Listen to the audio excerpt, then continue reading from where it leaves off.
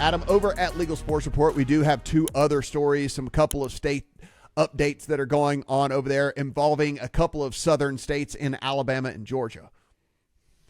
Yeah, we'll start in Georgia, where, once again, what looked like promising momentum in the early part of a session has stalled out. It has been pretty much the same playbook repeated year after year in Georgia, in which it starts to look like this might be the year that it gets done, and then a divided legislature ultimately takes the sports betting issue and buries it under much more important issues. It gets used as a tool in negotiations and is a prime example of why we say over and over again that it is much more difficult to pass these pieces of legislation than it appeared during the first 4 to 5 years of the legal sports betting era. So what we see is that Georgia will not have legal sports betting. Again, for a third consecutive year, we see something introduced, we see it pass chamber, and then we see it get buried.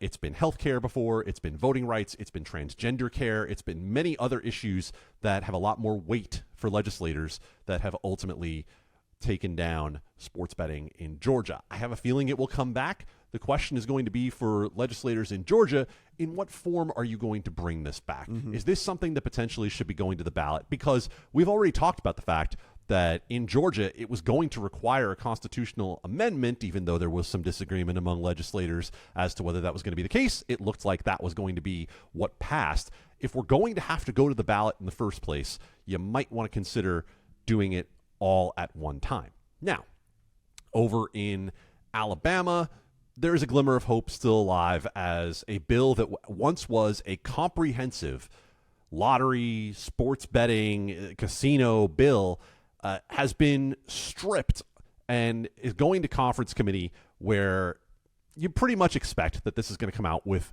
either a lottery alone or nothing. One side passes a comprehensive bill, one side strips it down to lottery only. Alabama is one of the few states that does not have a state-sanctioned lottery, and it's supposed to be brought up in conference committee. We're coming down toward the end of the session in Alabama.